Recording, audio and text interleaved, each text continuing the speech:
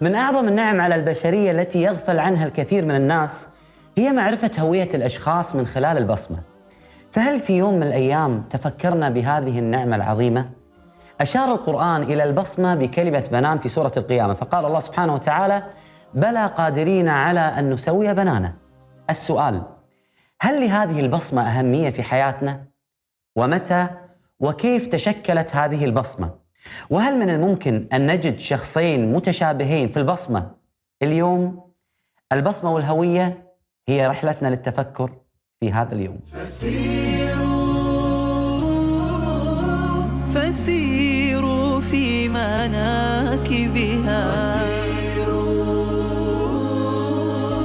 وسيروا نحو خالقها.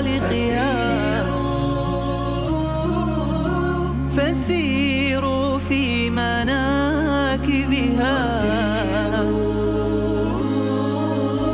وسيروا نحو خالقها.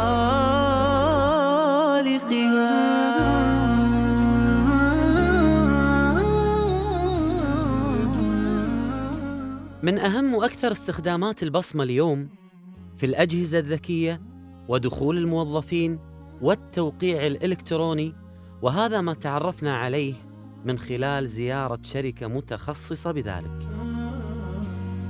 What is biometrics? Well, biometrics is any kind of element of the human body that is able to recognize univocally the identification of a person. Maybe in this order: DNA, fingerprint, maybe voice, the third one, handwritten signature, and face. على الرغم من تشابه البشر في الخلق بالأعضاء بجميع الوظائف، إلا أن لكل إنسان بصمة خاصة فيه لا تتكرر أبداً مع إنسان آخر، كما أشار الله سبحانه وتعالى في الآيات في سورة القيامة. يقول الله عز وجل: أيحسب الإنسان أن لن نجمع عظامه بلى قادرين على أن نسوي بنانه.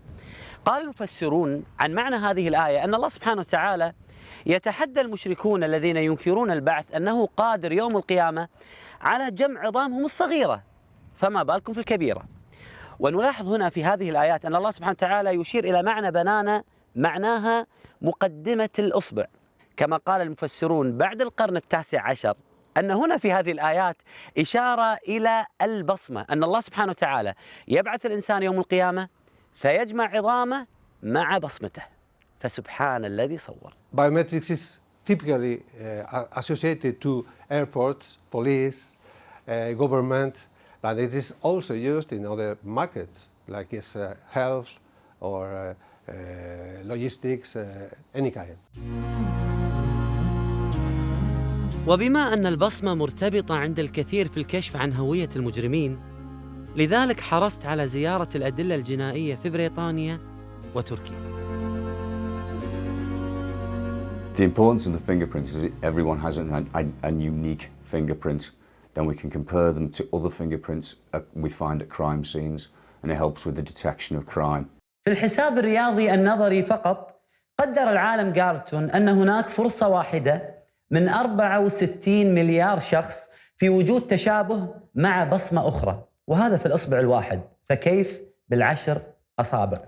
شبه مستحيل. Why fingerprint is unique?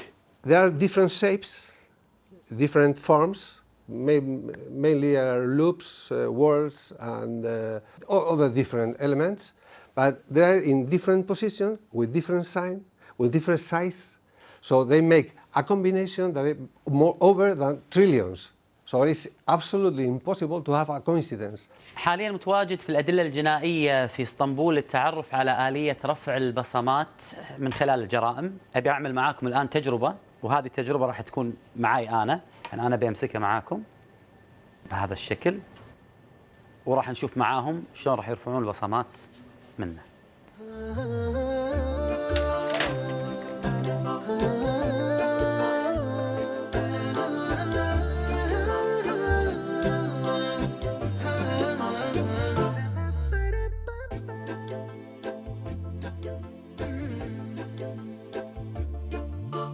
في عام 1823 اكتشف العالم التشيكي بيركنجي حقيقة هذه البصمة، وأن هذه الخطوط والدوائر سواء كانت أفقية أو رأسية تكون عندك ولا تتكرر في شخص آخر أبدا. وفي نفس هذه الفترة ونفس هذه الحقبة الزمنية أكد العالم الألماني اسمه مايو أن بصمة الإنسان منذ ولادته إلى أن يتوفاه الله سبحانه وتعالى لا تتغير أبدا. وهو عمل تجربة على نفسه أصلا، كان عمره في العشرينات وعمل لنفسه البصمة، وبعد 40 سنة هو نفسه عمل بصمة مرة أخرى فوجدها لم تتغير أبدا. سبحان الله.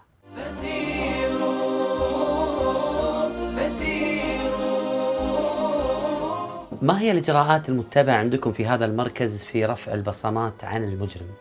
We take prisoners' fingerprints by rolling them on the live scan machine. We roll the fingerprints, and once we've completed all the fingerprints, they are sent off to a database which compares them to other fingerprints taken across the country, and they give us a result if this person is known or not known based on their fingerprints.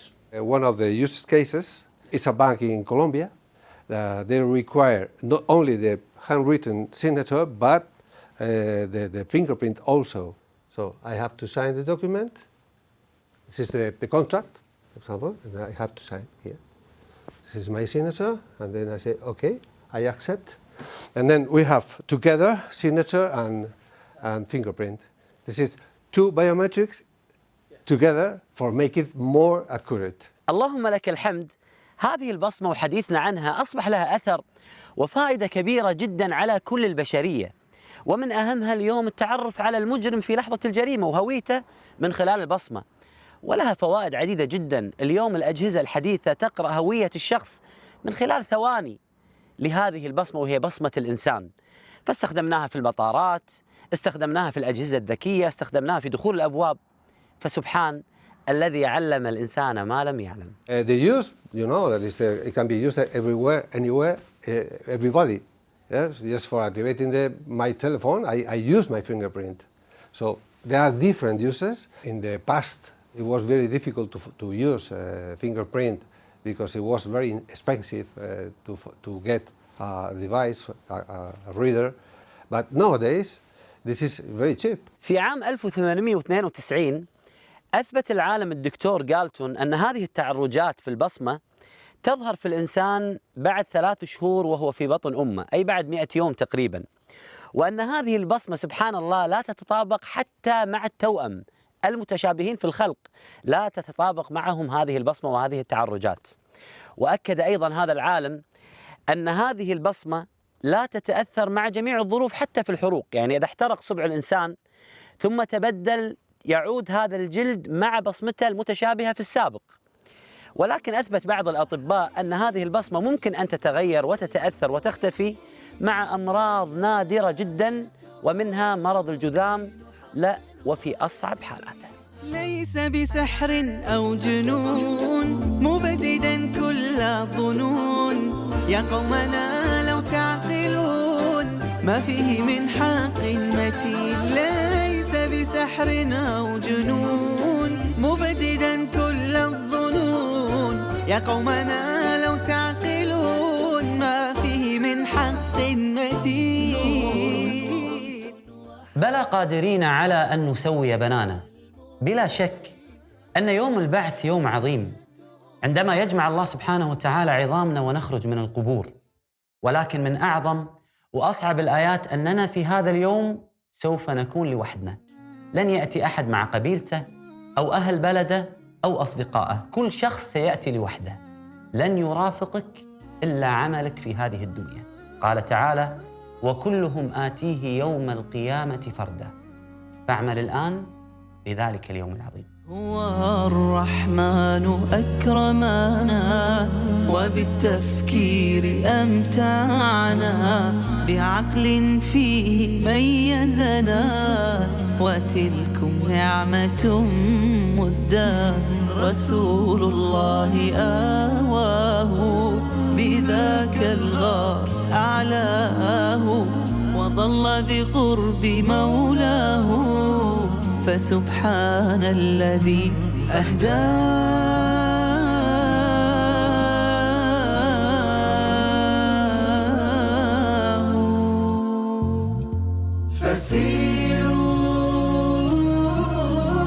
فسيروا في مناكبها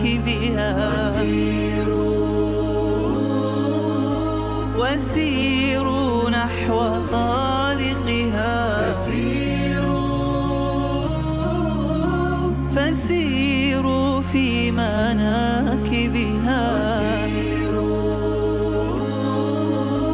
وسيروا نحو خالقها